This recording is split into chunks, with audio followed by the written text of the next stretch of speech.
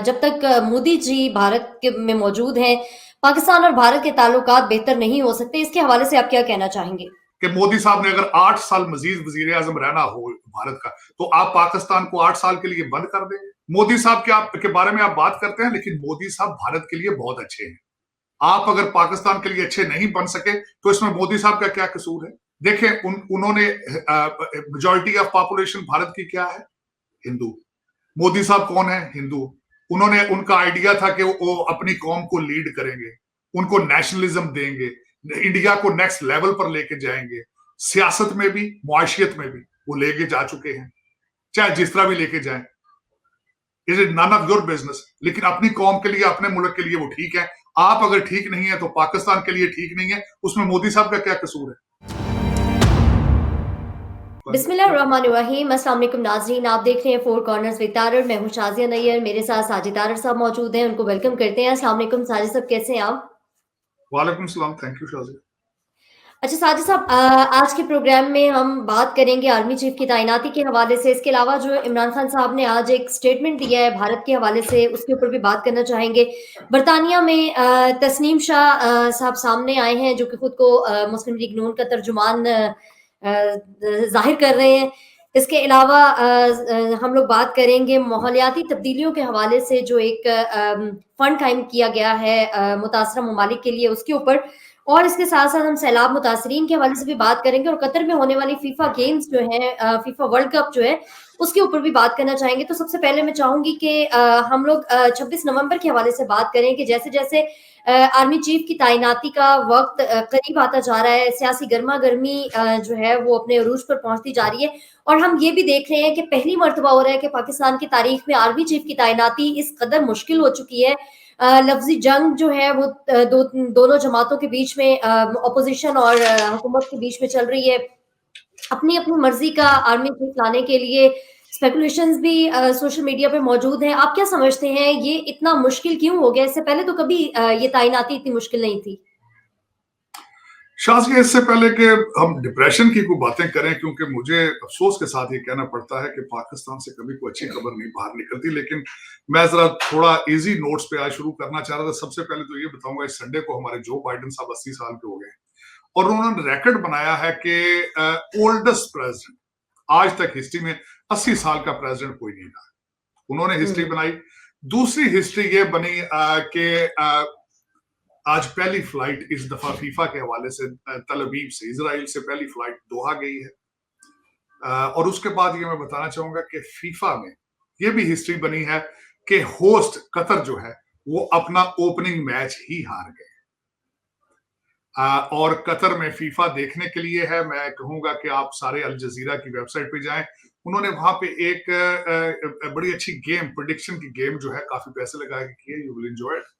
$300 billion Qatar लगा रहा है इस फीफा पे शो केस करने के लिए। दोहा, लोगों का जो दुनिया का एक कॉन्सेप्ट है दोहा के बारे में कि इस नॉन डेमोक्रेटिक कंट्री, और मे भी शायद इतना एडवांस नहीं है, लेकिन $300 बिलियन उन्होंने खर्च किया है इस पे फीफा की तैयारी के लिए। 12,000 मजदूर जो ओवरसीज जाके बनाने के लिए 12,000 मजदूर मर चुके हैं उसको कंस्ट्रक्ट करने करते।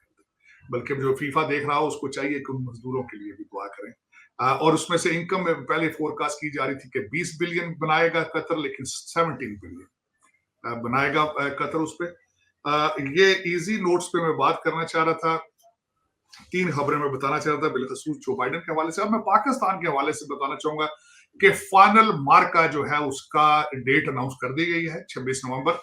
फैजाबाद के, देखें, खान साहब हमेशा कहते हैं कि वो सरप्राइज देंगे। अब देखें क्या सरप्राइज होता है। फैजाबाद के करीब धरने की तैयारियां शुरू हो चुकी हैं। सुना है इस वक्त जो ड्राइंग रूम सियासत इस्लामाबाद में चल रही है, वो कहते हैं कि इस्लामाबाद के अंदर वो धरना दिया जाएगा, इस्लामाबाद और रावलपिंडी के दरवाजे पे, क्योंकि वहां पे पंजाब पुलिस होगी, वहां पे धरना दिया जाएगा। इमरान खान साहब बैठेंगे। दुख के साथ कहूंगा, जो कुछ भी हो रहा है उसमें पाकिस्तान और पाकिस्तानियत और पाकिस्तानी लोगों के बारे में कोई अच्छा नहीं हो रहा। 16 नवंबर से डायलॉग शुरू है। खान साहब ने 4 अपने नुकात उनके सामने रखे हैं, लेकिन किसी पार्टी ने, ना पीडीएम, ना एस्टेब्लिशमेंट, ना पीटीआई, किसी ने भी सैलाब ज़दगान के बारे में बात नहीं की, महंगाई के बारे में बात नहीं की, पेट्रोल प्राइसेस के बारे में बात नहीं की। ये दुख की बात है। डार साहब अलग अपना जो है वो अपना राग अलाप रहे हैं कि चाइना ये कर देगा, चाइना ये कर देगा, मैंने इतने पैसों की कमिटमेंट ले ली है। तो डार साहब, कमिटमेंट, प्लेज, ये चीजें सिर्फ सियासी तौर पे होती हैं। और दूसरा, अगर आपको पैसे मिल भी जाए तो उसका क्या फर्क पड़ता है, वो किसी आम पाकिस्तानी तक तो वो नहीं पहुंचेंगे। जो लोगों की शॉपिंग, सर्दियों की जैकेटें लेनी है, अमीर लोगों के बच्चों ने लंदन से, वो ले लेंगे अपने, यहाँ टोरंटो आ जाएंगे पैसे। तो अब मैं 26 नवंबर के बारे में, इस वक्त जो स्पेकुलेशंस चल रही हैं इस्लामाबाद के ड्राइंग रूम्स में, उनके बारे में बात करना चाहूंगा। जरदारी साहब इस्लामाबाद में बैठे हैं, बिलावल भुट्टो साहब ने उसके जो जरदारी साहब तो अल्टीमेटली बयान नहीं दे सकते, मैं बिलावल भुट्टो साहब जो के बयान दे रहे हैं उससे मजीद कंफ्यूजन क्रिएट हो रहा है। उन्होंने एक बयान दिया बिलावल साहब ने कि इमरान खान साहब ने अगर इलेक्शन जल्दी ना कराए गए तो उन्होंने मार्शल लॉ की धमकी दे दी। दूसरा, उन्होंने कहा है कि अगर सदर अलवी ने इसमें कोई रुकावट डालने की कोशिश की तो उसके कॉन्सिक्वेंसेस होंगे। शेख रशीद साहब ने फरमाया है कि सदर अलवी के साथ बैकडोर चैनल्स जो हैं वहां पे वो डायलॉग शुरू है। परवेज अलाई साहब ने अपना तारीफों के पुल बांध दिए हैं हमारे आर्मी चीफ साहब के बारे में। और जो मुख्तलिफ डायलॉग चल रहा है, मुख्तलिफ किस्म के फार्मूले चल रहे हैं। एक मिनिस्टर कह देता है कि समरी आ चुकी है, दूसरा कहता है नहीं आई है। यहाँ पे ट्विटरों पे प्राइम मिनिस्टर के खिलाफ थप्पड़ों की चीजें चल रही हैं। अजीब किस्म का एक सूरत हाल है, लेकिन इस पे जितना भी दुख किया जाए वो कम है, क्योंकि वजह यह है, क्या वाकई ही फिर आप मोदी साहब की स्टेटमेंट को किस तरह डिनाई कर सकते हैं? वो कहते हैं कि हमें पता ही नहीं चलता, काल हम करें तो किसको करें। इसमें सदाकत नजर आती है कि इस वक्त बिल्कुल आपका कंट्री पिछले 6 महीने से रुक चुका है एक अपॉइंटमेंट की बेस पर। बार बार जो मुख्तलिफ भारतीय चैनल हैं, बार बार वो अलकाबात निकालते हैं कौन बनेगा नया बिलियनर, और साथ वो आर्मी चीफ की बात करते हैं। फिर उसके बाद जितनी आपके खान साहब जिस तरीके से आके 26 नवंबर की डेट दी है, बिल्कुल 28 नवंबर के साथ उसका मिलता जुलता है, फाइनल अटैक करने की कोशिश करेंगे वो। तो फिर इन चीजों को सदाकत मिलती है कि ये वाहिद एक अपॉइंटमेंट है जिस पे पाकिस्तान और पाकिस्तानी कौम का सारा किस्मत के फैसले इसी पे रुके पड़े। लेकिन ये दुख और अफसोस की बात है। आज मैं 2-4 चीजें और ऐड करना चाहूंगा बल्कि इस चीज में, जी जी, कि नवाज शरीफ साहब अपने बच्चों को लेकर वेकेशन पे जा चुके हैं। जी बिल्कुल, मैंने ये पूछना था आपसे। उनको डिप्लोमेटिक पासपोर्ट मिल गया है, और उन्होंने पहले मरियम नवाज यहां से वेकेशन पर गई है और वहां से वो अपने सब बच्चों को लेकर वेकेशन। क्या ये वाकई वेकेशन पे जाने का टाइम था? क्या ये वाकई सही टाइमिंग है छुट्टियां मनाने के लिए, जबकि पूरा मुल्क जो है एक ऐसे ज़हनी इज़्तिराब से गुजर रहा है जिसके डू और डाई का मौका चल रहा है पाकिस्तान में। 4 करोड़ लोग जो है वो खुले आसमान के नीचे हैं। और उसके बाद आज एक तो ये मैं कहना चाह रहा था, क्या ये वाकई सही मौका था जाने का? लेकिन ये कौन यहाँ पे देख के कर रहा है? कोई भी काम ढंग से नहीं हो रहा। नून लीग सियासी मैदान को बिल्कुल अबैंडन करके भाग चुकी है। क्या मरियम नवाज का इस वक्त लंदन जाना जरूरी था सियासत को छोड़कर?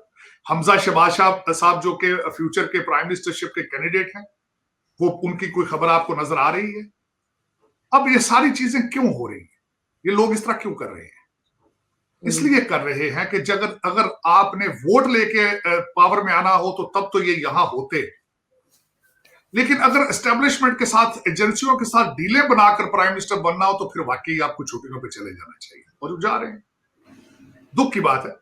लेकिन देखा जाए तो इस वक्त पाकिस्तान बिल्कुल पूरी दुनिया से कट चुका है सिर्फ एक अपॉइंटमेंट की वजह से। आपके मुल्क के अंदर सबसे बड़ी इंपॉर्टेंट चीजें क्या है? घड़ियां हैं। तस्नीम शाह साहब हैं, जिनका उर्फ, उनका नाम चुमे शाह है, वो गुजरात से हैं, मदीना से। और इस वक्त तक मेरा ख्याल हर पाकिस्तानी उनका बैकग्राउंड जान चुका है कि उनका किरदार क्या था पाकिस्तान के अंदर, उनके खिलाफ क्या क्या केसेस चल रहे हैं, उनकी तस्वीर किन किन के साथ आ चुकी हैं, यहां तक कि बल्कि उनके टिकटॉक भी आ चुके हैं जो वो ब्रिटिश खवातीन से बातें कर रहे हैं। तो हकीकत अगर देखा जाए तो क्या वाकई पाकिस्तान के मसाइल जुमे शाह ने हल करने हैं? मुझे ये सारी चीजें सुन के भी परेशानी होती है, बात करके भी परेशानी होती है। क्या वाकई पाकिस्तान की सियासी मुस्तकबिल जुमे शाह के हाथ में है, फराह गोगी साहबा के हाथ में है, मियां मिठू साहब के है? कुछ नाम भी ढंग के रख लेते अगर पाकिस्तान का मुस्तकबिल इन लोगों ने डिसाइड करना था। तो आज जो चल रहा है सारा सिलसिला पाकिस्तान में, उस पे जितना भी अफसोस किया जाए कम है, क्योंकि आपने बिल्कुल फ्लड विक्टिम्स को भी छोड़ दिया है और लोअर मिडिल क्लास और मिडिल क्लास को भी आपने बस के नीचे देकर आपकी रूलिंग एलीट जो है वो अपने मुफाद के लिए फैसले कर रही है, अपने मुफाद के बारे में सोच रही है। अच्छा साजिद साहब, तस्नीम शाह के हवाले से तो आपने बात कर ली। जिस तरह से उनकी जानिब से संगीन इल्जामात लगाए गए हैं मियां मोहम्मद नवाज शरीफ के ऊपर, इसके हवाले से आप क्या कहते हैं? क्या इसके ऊपर तहकीकात हो सकेंगी जो वो इल्जामात लगा रहे हैं कत्ल के हवाले से, इमरान खान पे हमले के हवाले से? तो इन तमाम इल्जामात की हकीकत क्या सामने आ सकेगी या सिर्फ इल्जामात ही रह जाएंगे और जो भी उठेगा वो किसी दूसरे के ऊपर अपने जो अपोजिशन जमाते हैं या जो हुकूमत में बैठे हुए हैं उनके ऊपर इल्जाम तराशी की ही सियासत चलती रहेगी पाकिस्तान में? देखें शाजिया, सबसे पहले तो पीटीआई ने इसको अपनी घड़ियों की खबरों को स्लो करने के लिए इसको लॉन्च किया है। दूसरा, इसका फैसला लंदन की अदालतें करेंगी, क्योंकि लंदन की अदालतें जो हैं वो इंसाफ देती हैं। दूसरा, मैं ये कहूंगा कि मैंने खुद उनके बारे में जब रिसर्च की है कि उन्होंने सबसे पहले अरशद शरीफ के कत्ल का जो इल्जाम था वो उन्होंने एजेंसियों के ऊपर लगाया था, बल्कि अफसोस के साथ कहूंगा कि उन्होंने बाजवा साहब का भी नाम लिया था। तो जी बिल्कुल। और दूसरा उसके बाद मैं ये कहना चाहूंगा कि उनका करैक्टर जो है अगर देखा जाए तो वो सारी चीजें तो मैंने आपको बता दी हैं कि मतलूब है पाकिस्तानी कानून, आपकी पुलिस को मतलूब है, और खुद उसके बाद वो पीटीआई के जुलूसों में शामिल होते रहे हैं, नारे लगाते रहे हैं। तो वो किस तरीके, और दूसरा मैं ये कहूंगा नवाज शरीफ साहब जितनी दफा वो प्राइम मिनिस्टर रह चुके हैं, क्या वो लोगों में बैठ के या जुमे शाह जैसे लोगों को बैठ के कहेंगे जाओ आप जो अरशद शरीफ को और इमरान खान को कत्ल करो? ये कैसी बातें कर रहे हैं? ये तो इनको फ्रेम करने वाले जो तोता जिस तरह रटाया है, रटाने वालों पे अफसोस हो रहा है कि either this is how things work. और दूसरा, आपके में जो ट्रेंड चल रहा है शाजिया, वो एक अफसोस के साथ एक असली खबर आती है तो इस दूसरी पार्टी उसको काउंटर ये करती है, 5-6 उसके व्हाट्सएप 5-6 डिफरेंट नैरेटिव बना के उनको व्हाट्सएप पे डाल देती है, वो सर्कुलेट करती है।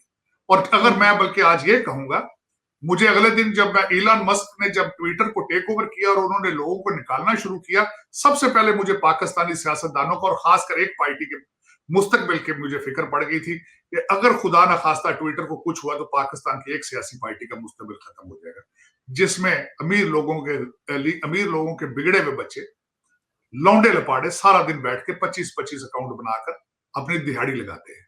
उनका मुस्तकबिल क्या होगा अगर ट्विटर को कुछ हो गया? तो इसी तरह जो शाह साहब हैं मदीने वाले, गुजरात वाले, उनका भी मुस्तकबिल इसी तरह का ही है कि उन्होंने जो वहां से कोशिश की है पाकिस्तान के सियासी माहौल को मजीद पलूट करने के लिए, मेरा ख्याल कौम उसको रिजेक्ट कर चुकी है और उसकी जो बात हुई है वो नहीं पकड़ रहे। इस वक्त लोग बेजार हैं, लोग दर हकीकत आप सोच नहीं सकते, परेशानी, इज़्तिराब, और उनको कोई मुस्तकबिल नजर नहीं आ रहा। मेरे इंक्लूडेड, हम लोगों ने ख्वाब देखे थे इमरान खान साहब के, हमने दुआएं मांगी थी कि शायद तब्दीली वाकई आने वाली है। लेकिन आप ये देखें कि मैं कहता हूं, हमारा मजहब ये कहता है मायूसी गुनाह है, लेकिन इस वक्त सारा का सारा पाकिस्तान मायूस है।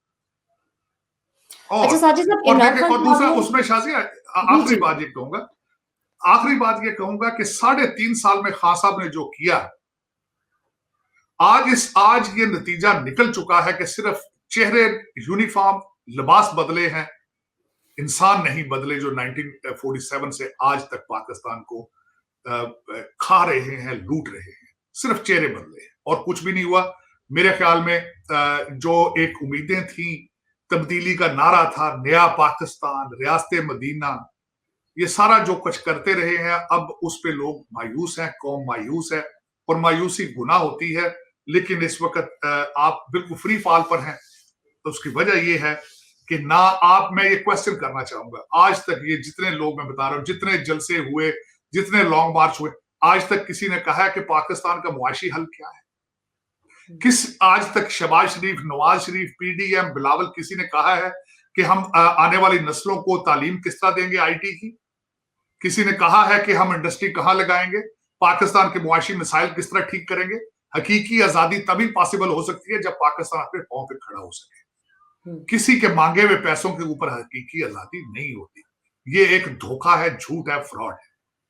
और इसमें मैं हमेशा मिसाल देता हूं, खास साहब के अपने एडवाइजर जो वॉशिंगटन डीसी से लेकर गए थे, उन्होंने, मोहित यूसुफ साहब ने फरमाया था, जब तक आप अपने पांव पे नहीं खड़े होंगे आपकी फॉरेन पॉलिसी, आजाद फॉरेन पॉलिसी नहीं हो सकती। लेकिन पता नहीं क्यों कौम को धोखा दिया जा रहा है, और जो लोग जिसको वो भी गलत बात वो करते हैं जिसके हाथ पे तस्बीह और ट्रेलर के ऊपर अमर बिन मारूफ लिखा हो।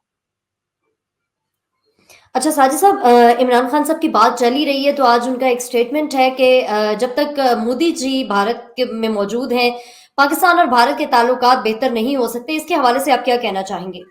देखिए, मैं खान साहब को, मेरा अगर सोचा जाए, जो पाकिस्तान का एक्स प्राइम मिनिस्टर हो, जो कह रहा हो मैं पाकिस्तान के लिए अगला प्राइम मिनिस्टर फिर दोबारा बनना चाहता हूं, उसको इस किस्म का बयान देना चाहिए?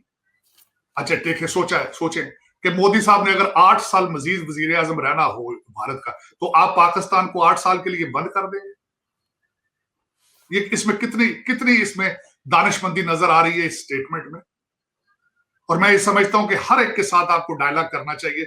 मोदी साहब के बारे में आप बात करते हैं, लेकिन मोदी साहब भारत के लिए बहुत अच्छे हैं। आप अगर पाकिस्तान के लिए अच्छे नहीं बन सके तो इसमें मोदी साहब का क्या कसूर है? देखिए, मैं थोड़ा सा डिफाइन करना चाहूंगा। मैं पाकिस्तानी हूं ना, मैं सियासतदान नहीं हूं। देखें, उन्होंने मेजॉरिटी ऑफ पॉपुलेशन भारत की क्या है? हिंदू। मोदी साहब कौन है? हिंदू।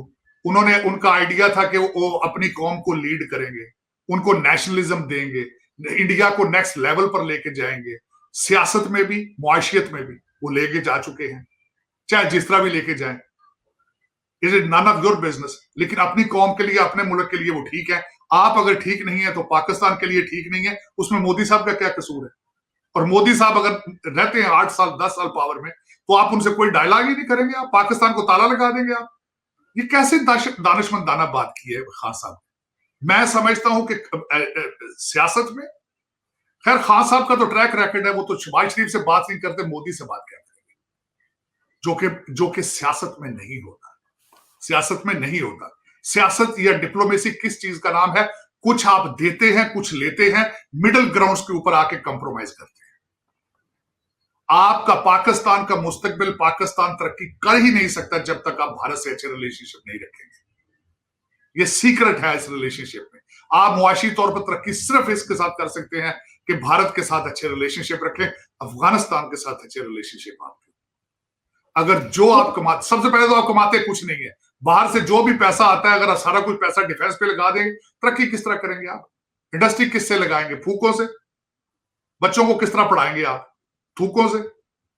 तो ये इस तरह कौमें नहीं चलती। अगर आपने चलना है आगे, अपने आस पड़ोस में अपने रिलेशनशिप ठीक करें। 21वीं सदी अब जंगों की सदी नहीं है। आपने जंगें करके देख ली हैं, अब कोशिश करें कि अपने रिलेशनशिप बेहतर करें। ये स्टेटमेंट मैं कंडेम करूंगा, ये अच्छी स्टेटमेंट नहीं थी। अच्छा साजिद साहब, आपने अभी बात की अफगानिस्तान के हवाले से भी और भारत के हवाले से। हम देखते हैं कि दोनों ममालिक के साथ जो हमारे मुश्तरका बॉर्डर्स हैं, उसके ऊपर हमेशा तनाव की कैफियत रहती है। वहां से कभी अच्छी खबरें नहीं आ रही होती हैं, वायलेशन वहां पे चल रही होती है, चाहे वो उनकी तरफ से हो या पाकिस्तान की तरफ से। यहाँ पे जो इस इलाकों के करीब रहते हैं वो हर वक्त डरे रहते हैं। तो ये जो ताल्लुकात के हवाले से आप बात कर रहे हैं, इनको बेहतर करने के लिए क्या किया जा सकता है कि पाकिस्तान के अपने हमसाया ममालिक के साथ भी वैसे ही ताल्लुकात हों जैसे दीगर ममालिक के हैं? देखिए, इसमें लीडरशिप की जरूरत होती है और आपको नेशनलिज्म की जरूरत होती है। जब आपके हर फैसले में आपका टारगेट सिर्फ डॉलर हो, जब आपके हर फैसले के पीछे लूट मार हो, तो फिर इसी तरह होता है कि जिस तरह आपके रिलेशनशिप भारत के साथ और पाकिस्तान के है। आप हर चीज में सियासत और अपने जाती मफादात, कौमी मफादात को छोड़कर जाती मफादात के ऊपर फैसला करते हैं। मैं अफगानिस्तान की बात करना चाहूंगा। आपने पूरा पाकिस्तान तबाह कर दिया अफगानिस्तान में पैसे बनाने के लिए, और आपने खुल के बनाए हैं। इतने ज्यादा मुहाजिरीन हैं, आप उन पे भी पैसे बनाते हैं यूएस एड से लेकर। अब आपके खिलाफ, अब मुझे एक चीज का जवाब कोई पाकिस्तानी दे दे, आपके खिलाफ अफगानियों के जेहन में इतनी नफरत क्यों है? उतनी ही नफरत है जितनी बंगालियों के जेहन में आपके लिए नफरत है। वो समझते हैं कि अफगानिस्तान का हर मसला जो है वो उसकी जड़ें पाकिस्तान से मिलती है। हर बच्चा बच्चा अफगानी कहता है कि आपने हमारे मुस्तकबिल को बेचा है अमेरिका का, आपने पैसे बनाए अफगानिस्तान में। इसको क्लैरिफाई करें, इसको क्लैरिफाई करें या डिनाई करें इस स्टेटमेंट को। लेकिन अब और दूसरा ये कि आपके मुहाजिरीन इतने यहाँ पे बैठे हैं, आपकी वो बॉर्डर लाइन को वो एक्सेप्ट नहीं करते। तालिबान आपने पाल पाल के उनका सारा कुछ आपने दिया किया, आपके अदारों के बड़े बड़े लीडर पहुंच गए फौरन जब तालिबान वहां आए थे। आज कहाँ है वो? अब तो तालिबान जो है वो अफगानिस्तान तो कतर के साथ अटैच है। अब दुनिया के सामने जो इस वक्त अफगानिस्तान को रिप्रेजेंट कर रहा है वो तो कतर कर रहा है। आपका तो आप तो उसमें इन्वॉल्व भी नहीं है। आपके साथ तो वो हालते जंग में जा रहे हैं। टीटीपी अब बिल्कुल स्वाद के अंदर अपना भत्ता ले रही है। आपके वहां सूबा तरीके इंसाफ के मिनिस्टर के ही भत्ता दे चुके हैं उनको। कोई ढकी छुपी बात नहीं है। वो तकरीबन हर हफ्ते आप पे अटैक करके आपके फौजियों को मार रहे हैं, रेंजर्स को मार रहे हैं। लेकिन ये कि आप ये इसको करने वाले कौन है? लीडरशिप है, लेकिन लीडरशिप सिंसियर क्यों नहीं है? मैं कल परसों एक इवेंट पे यहाँ पे बैठा था, सब लोगों ने बैठ के कोशिश की कि फौज का एक उन्होंने किरदार ऐसा एक किरदार ड्रा करने की कोशिश की कि शायद हम फौज से हम डरते हैं, फौज हमें मारती। और मैंने कहा फौज कौन है यार? फौज आप ही के रिश्तेदार है, पाकिस्तानी है सारे। या तो कहें कि आपकी फौज फ्रेंच है या अमेरिकन है या ब्रिटिश है। मैं दो आज आपको उसका सबसे बड़ा आपके सारे मसाइल का हल एक बताना चाहता हूं। आप जरा गौर करके देख लें कि जो भी पाकिस्तानी पावर में आता है वो बिहेवियर चेंज हो जाता है। फौज पाकिस्तान की कौन सी है? पाकिस्तानी है वो, उनका भी मुल्क पाकिस्तान है। आपके रिश्तेदार हैं, मेरे रिश्तेदार हैं सारे। जब वो पावर में आते हैं उनका बिहेवियर क्यों चेंज हो जाता है? यहां से आपके सियासतदान और ब्यूरोक्रेसी, आपको पता है आपका हर जो ब्यूरोक्रेट है उसको हुकूमत पाकिस्तान बाहर से मास्टर डिग्री करने के लिए भेजती है। वो यहां से सीख के जाते हैं अमेरिका, इंग्लैंड, यहां तरक्की किस तरह कर रहा है, तो वो जाके अपने पाकिस्तान पे उसको इन्फोर्स क्यों नहीं करते? यहां से आपके सियासतदान इंक्लूडिंग बिलावल भुट्टो साहब Oxford, Imran Khan Oxford, Zulfikar Ali Bhutto Harvard, Benazir Harvard. लेकिन जब जहाजों से उतरते हैं तो इनका बिहेवियर चेंज हो जाता है। इमरान खान साहब की आधी कैबिनेट जो थी अमेरिकन थी, अमेरिकन सिटीजन थे वो। उनको नहीं पता कि अमेरिका के अंदर क्या होता है, लोग किस तरह तरक्की करते हैं, कौन अमेरिका किस तरह तरक्की कर रहा है। लेकिन वो जब भी पाकिस्तान पहुंचते हैं उनका बिहेवियर चेंज हो जाता है। सिर्फ एक मोटो होता है कि लूटो और भागो, लूटो और खिसको। तो ये बिहेवियर किसने लाना है? आपको सीआईए ने बनाकर देना है, आपको रा ने बना के देना है, मुसाद ने बनाकर देना है। पाकिस्तानियों को पाकिस्तानी किसने बनाना है? मेरा ये क्वेश्चन मार्क है 25 करोड़ लोगों से। क्या आपने वाकई 1947 में पाकिस्तान बनाया था कि या सिर्फ एक फाइलों के अंदर प्रोजेक्ट था? ये सवाल मेरा 25 करोड़ लोगों से है। मेरा उन मुहाजिरीन के साथ है जिनके साथ धोखा किया गया। उनको कहा गया जलंधर और होशियारपुर से और यूपी से और मध्य प्रदेश से और जहां से उनको लाया गया इस्लाम देने के लिए, पाकिस्तान देने के लिए, क्या आपने वाकई उनको पाकिस्तान बनाकर दिया है? क्या आप लैंड ऑफ द प्योर्स हैं? अगर लैंड ऑफ द प्योर्स है तो आप पस्तियों को क्यों टच कर रहे हैं? अब बैंक्रप्सी के सर पे क्यों पहुंचे हुए आज? आप मुहाजिरीन को मुहाजिर क्यों कह रहे हैं आज? तो ये सारे क्वेश्चन मार्क हैं। लेकिन इन सारे मसलों का हल जो होता है, जब भी कौमें मिसाइल में घिरती हैं तो उनको वहां से निकाल के हैं उनके लीडर, सिंसियर लीडर, लुटेरे नहीं, सिंसियर लीडरशिप। तो वो आपने ढूंढनी है। आपको पता नहीं, मुझे तो वो कहतुर रजाल नजर आ रहा है इस वक्त। मैंने बहुत दुआएं की थी खान साहब के लिए, बहुत ख्वाब सजाए थे अपनी आंखों में तब्दीली के, बनेगा नया पाकिस्तान। में बड़ा गुनगुनाता रहा हूं अकेला गाड़ी में बैठ के, लेकिन खान साहब ने कहते मारी तकाई खबी तुम्हारी सची। साजिद साहब, माहौलियाती तब्दीलियों के हवाले से होने वाली इंटरनेशनल कॉन्फ्रेंस जो है COP27, उसका एक मौक़िफ़ सामने आया है कि जो माहौलियाती तब्दीलियों से मुतासरा ममालिक हैं उनके लिए फ़ंड कायम करने का पाकिस्तान का मौक़िफ़ तस्लीम कर दिया गया है। आप क्या समझते हैं, क्या ये फ़ंड कायम कर देना काफ़ी होगा माहौलियाती तब्दीलियों से निपटने के लिए, या मज़ीद हमें के इक़दामात की ज़रूरत होगी? ना सिर्फ मुतासरा ममालिक जो हैं वो, बल्कि पूरी दुनिया को मिलकर माहौलियात के हवाले से काम करने की ज़रूरत है। देखिए, उन्होंने वो स्टेटमेंट उसमें दी है, लेकिन उसके स्टेटमेंट के साथ ये भी था कि उनके पास पैसे मौजूद, उनके पास फंड्स नहीं है। फंड्स अभी इकट्ठे करेंगे, वो फंड्स लेंगे। लेकिन आपके सियासतदानों ने उसको बड़ी खुशी के साथ उसका खैर मकदम किया है। क्यों? क्योंकि सर्दी आ रही है, लंदन से शॉपिंग करनी है। मैं यहाँ पे ये बताना चाहूंगा, ये सैलाब ज़दगान के जो उस पे ये देख रहे हैं शायद डॉलर आएंगे, लेकिन मैं ये अर्ज करना चाहता हूँ आपको सलाद के हवाले से। आपने एक तो उसको, क्योंकि डॉलर नहीं आया, आपने उनको अबेंडन कर दिया। 30 बिलियन का तखमीना लगाया है। इस वक्त वेस्टर्न सिविलाइजेशन जो है, यूनाइटेड नेशन, IMF जो है, उनके पास ये रिपोर्टें पहुंच चुकी हैं कि आपके जो ब्यूरोक्रेट हैं उन्होंने अपने इलाके में जाके सही अदाद शुमार के बगैर ही ये रिपोर्टें तैयार कर दी। दूसरी बात ये मैं कहना चाहूंगा कि IMF, आप नए डॉलरों की बात सोच रहे हैं, आपने खुशियां मनानी शुरू कर दी हैं कि जो इस कॉन्फ्रेंस के अंदर आपको डॉलरों का शायद खुशबू आनी शुरू हो चुकी है, लेकिन IMF ने आपसे रसीदें मांग ली। उन्होंने कहा कि सैलाब के पैसे किस तरह इस्तेमाल किए गए हैं, प्लीज हमें उसका हिसाब दें।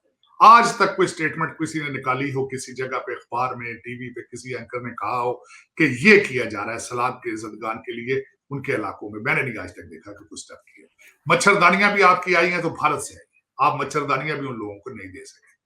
लेकिन मैं ये कहूंगा कि फाइनल युद्ध की तैयारी तो हो चुकी है। 26 इस महीने की 26 तारीख को आपने देखा है कि टाइगर फोर्स जो एक बनाई गई थी, उसका कोई जो वर्कर है उसने कोई रजाकाराना तौर पे उसने कोविड के इनके लिए, सैलाब ज़दगान के लिए कुछ किया। आपने देखा है कि कभी किसी हुकूमती ताकतवर इंसान ने सैलाब के लिए कुछ बयानियां दी? बल्कि 2 क्वेश्चन मेरे ज़हन में और आ रहे हैं यहाँ से। खान साहब ने इसके ऊपर टेलीथॉन किया था, कभी किसी ने रिपोर्ट पेश की है कोई टेलीथॉन के कितने पैसे आए और वो कहाँ गए? मेरी इंफॉर्मेशन के हिसाब से खान साहब ने प्लेज कर दिया था, एक टोपी ड्रामा किया था, सिर्फ 20% लोगों ने पैसे दिए जितने टोटल इन्होंने कलेक्ट किए थे। ये बड़ी मुस्तनद इंफॉर्मेशन है। कोई आज तक किसी को पता है जो आपने डैम्स के लिए पैसे बनाए थे वो कहां जा चुके हैं? कभी किसी ने पूछा हो? कभी किसी ने उसके लिए रिपोर्ट पेश की? फिर ये कहते हैं कि पैसे दें, मदद करें। तो ये इस पे शाज़िया कौम को 2 दफा फिर सोचना पड़ेगा कि हम कहां जा रहे हैं, हमारा मुस्तकबिल क्या है, ये सोचना पड़ेगा। साजिद साहब, बहुत शुक्रिया। हमारे प्रोग्राम का वक्त ख़त्म हो गया है और हमारे जो टॉपिक्स थे वो भी यकीनन हमारे मुकम्मल हो गए हैं जिनके ऊपर हम आज बात करना चाह रहे थे। हमें भी इंतज़ार है 26 नवंबर का और हम भी चाहते हैं कि ये तमाम प्रोसेस जो है तैनाती वाला, ये खुशस्लूबी के साथ अंजाम पा जाए जिस तरह से हमेशा से होता आया है। ये एक कोई ऐसी तैनाती नहीं है जिसके ऊपर इतना वावेला किया जाए। आपके सुप्रीम कमांडर हैं वो। और साजिद साहब, बल्कि मैं एक चीज़ और पूछना चाहूँगी जाने से पहले कि आर्मी चीफ की तैनाती के ऊपर जिस तरह से ये वावेला चल रहा है, तो आप क्या समझते हैं ये इदारा कमज़ोर नहीं हो जाएगा उससे? इदारा तो कमजोर हो चुका है, उससे नहीं, उससे तो ये बाकी आपकी बात ठीक है कि जिस तरीके से इस अपॉइंटमेंट को कंट्रोवर्सल बनाया गया है, उससे अदारे की साख जो है बिल्कुल खराब हो चुकी है। अब उसमें मैं एक छोटा सा एक बयानिया, अगर आपने ये बात की है, ये अदारा मुझे इससे बड़ी प्यार है, मोहब्बत है, क्योंकि ये वाहिद अदारा है पाकिस्तान आर्मी जिसकी वजह से पाकिस्तान के एटॉमिक एसेट्स सेफ है, हमारे बॉर्डर सेफ है, हम आजाद हैं वहां। खान साहब की आखिरी स्टेटमेंट को मैं उसका एनालिसिस करना चाहूंगा। खान साहब ने अगले दिन अपने एक लॉन्ग मार्च की स्पीच में कहा है कि अगर एस्टेब्लिशमेंट ने साजिश नहीं की, लेकिन इनका कसूर यह है कि इन्होंने मेरे खिलाफ जो अदम एतमाद आई थी उसको रोका क्यों नहीं। अब इसको अगर देखा जाए तो बड़ा सख्त बयान है। क्या इससे 2 चीजें नजर आ रही है जी। इससे एक सबसे पहली नजर चीज तो ये आ रही है कि क्या वाकई ही आपके इदारे जो थे वो अदम एतमाद को रोकने की सलाहियत रखते थे? क्या ये अदम एतमाद जो है ये अदारे लेकर आए थे? क्या खान साहब ने जो कहा इन्होंने रोका क्यों नहीं, क्या क्या ये इदारे खान साहब के नौकर हैं? क्या ये खान साहब की हुकूमत को ये लेकर आए थे? ये सारी चीजें सर्टिफाइड कर दी हैं खान साहब ने अपने इस बयान के अंदर। और सबसे ज्यादा डैमेज अयूब दौर के बाद पहली दफा पाक आर्मी को इतना सख्त डैमेज हुआ है और 5th जनरेशन वार का खुल के मुजाहरा किया गया पाकिस्तान के अंदर, और एक वाहिद अदारा जो बचा था जिसके वकार को तबाह बर्बाद कर दिया गया। और उसमें आज मैं अपने आखिरी जो अल्फाज हैं वो इन चीजों से मैं कहूंगा कि अपने देखने वालों को और सुनने वालों को सबको कहूंगा कि दुआ करें कि जो कुछ भी खान साहब करना चाहते हैं उसमें किसी माँ का बच्चा ना जाए, वहां किसी का जानी नुकसान ना हुआ हो। क्योंकि मुझे दुख है मुअज्जम गोंदल साहब जो वजीराबाद में जिनका कत्ल हुआ है, और उनको कत्ल करने वाले के ऊपर चार्जेस भी नहीं है, लेकिन मैं दुख के साथ कहूंगा कि उनके जनाजे में PTI का एक भी लीडर नहीं गया था। 3 बच्चे जब वो अपने बाप की लाश पर खड़े होकर अब्बू अब्बू कह रहे थे, मैं खुद बाप हूँ, मेरा दिल बड़ा सख्त उसमें है, मैं I felt it very emotionally. So उसमें मैं ये दुआ करूँगा, सब सब मिलके ये दुआ करें कि जो कुछ भी खान साहब जिस तरह का भी हमला करना चाहते हैं पिंडी पर, इस्लामाबाद में, खुदा करे उसमें किसी की जान न जाए। पाकिस्तान ज़िंदाबाद। बहुत शुक्रिया साजिद साहब। नाज़रीन आपका भी शुक्रिया कि आपने हमारा प्रोग्राम देखा। अपना फीडबैक देना मत भूलिएगा। मुझे और साजिद साहब को इजाज़त दीजिए। अल्लाह हाफ़िज़।